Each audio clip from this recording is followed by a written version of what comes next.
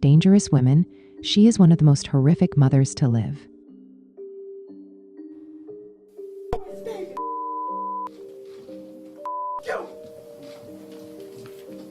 Everybody want to know? Yes, I did kill her!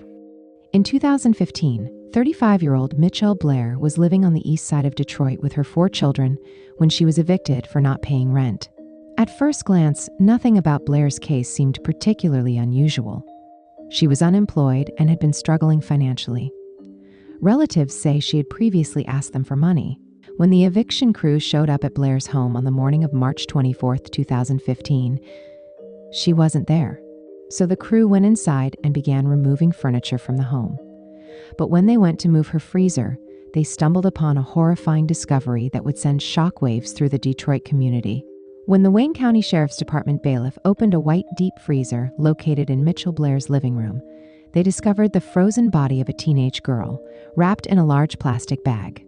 And buried beneath her was another body, a young boy, wrapped in a blanket. A neighbor didn't waste any time disclosing Mitchell Blair's whereabouts.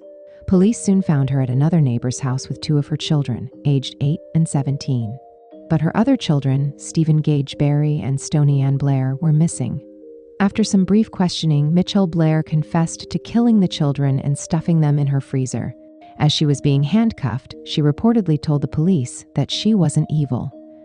"It was just an evil act," she said. Meanwhile, authorities took the bodies to a morgue, where they had to thaw for 3 days before an autopsy could be performed. The bodies were identified as Stephen Berry and Stoney Blair. The medical examiner ruled their deaths homicides, naming blunt force trauma as their cause of death. The medical examiner also ruled that thermal injuries had contributed to Stephen's death. It was determined that Stephen was killed in August 2012 at the age of 9, and Stoney was killed in May 2013 at the age of 13. They had been in the freezer for over 2 years.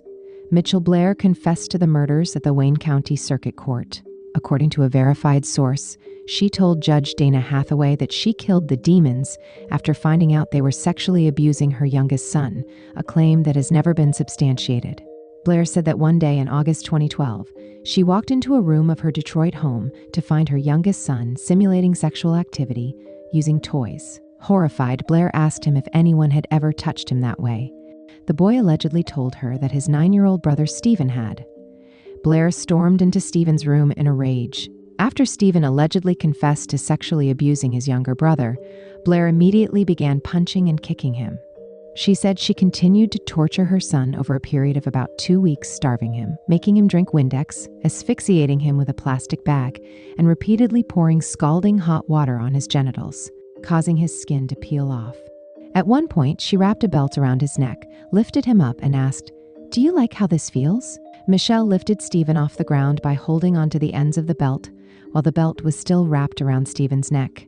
Michelle used Forceflex bags to put over his nose and mouth, suffocating Stephen until he lost consciousness, and Blair then slapped him awake. Stephen succumbed to his injuries on August 30th, 2012. After finding him unresponsive beside a puddle of vomit, Michelle Blair wrapped his body in a blanket and hid him in her deep freezer. 9 months after murdering Stephen, Michelle Blair claimed she found out that her 13-year-old daughter Stoney was also raping her youngest son. Michelle reportedly asked the boy repeatedly if Stoney had abused him. He repeatedly said no, until Michelle threatened to beat him if he didn't tell the truth. Michelle began starving Stoney and brutally torturing her until she died in May 2013. According to the petition, Blair had punched Stoney in the face a lot, beat her with a 2x4, and asphyxiated her with a garbage bag until she lost consciousness. Later, Michelle would claim that while killing Stephen was an accident, she had meant to kill Stoney. "I don't feel no remorse for the death of them demons," she later said. "At first, I cried, but I would kill them again. There were no other options." Mitchell Blair put Stoney's body in a plastic bag and stuffed her in the freezer on top of Stephen. Then she continued on as if nothing were amiss. Stephen Gage Berry and Stoney Ann Blair were in the deep freezer for almost 3 years. No one looked for them. The children's fathers were largely absent from their lives, and Michelle had previously taken all of the children out of school. When neighbors asked about the children's whereabouts, Michelle Blair always had an excuse. In court, Michelle Blair told the judge that she did not feel any remorse over her actions. They had no remorse for what they did to my son, she said.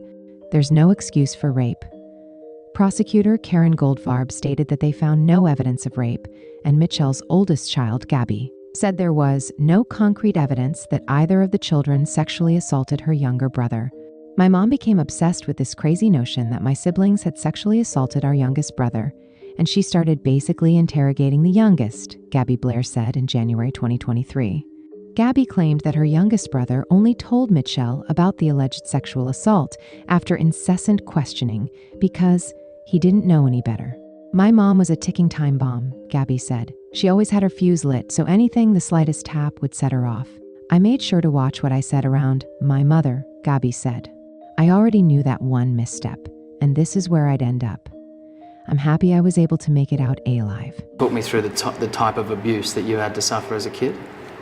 You mean sexual abuse? If that's what happened? That definitely did happen to me. That's why I know exactly how would have grew up. I told my mother what happened to me, and the only thing she said was, "It's over with, so what the you want me to do about it?" What do you mean what I want you to do? You get what I'm saying? So all I could do is go back and sit in my room and just sit there and look stupid. I'm a kid, and I'm just telling you what happened to me. You didn't do about it. And plus I still had to see the person coming in and out my house. You still friends with that person. So do you believe that the violent person you went on to become you were a product of your own childhood? I mean, everybody have choices, so I can't just blame all that on my mom because I was still an adult. Maybe I should have tried hard to get over that. But anybody who knows me, that touching the kids, the molesting, that no. If that's one thing I definitely would have killed over, it would have always been that. It's like, I grew up I even tried to talk to my mom when I got in my mid-20s. She had strokes and things like that, and I'm like, Mom, she could barely talk. You could barely talk. Because she had so many strokes, and I'm telling you what my problem was always with you.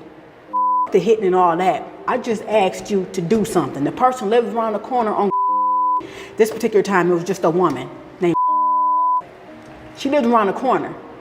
She want to walk around like she big and bad all day. My mama, you big and bad, everybody's scared of you. But when I come to you with some real and I tell you what happened to me, you didn't walk your around that corner and do to that woman like a coward. So no. And this is why I say my kids knew better, because I've always told them everything that happened to me. I told them why, because I don't understand why it took me so long to tell my mom when I was a kid. You never talked to me about like this, but when I did come to you, you didn't do. So I always made sure I told my kids this. I told them what happened to me, how it happened to me, how the made me feel in detail. And I say, if anybody ever touches y'all, you better tell me. They knew. And you feel no remorse for that? I would kill them again. In June 2015, Mitchell Blair pleaded guilty to 1 count of first-degree premeditated murder and 1 count of felony murder. She is now serving a life sentence at the Huron Valley Correctional Facility in Ypsilanti, Michigan, without the possibility of parole.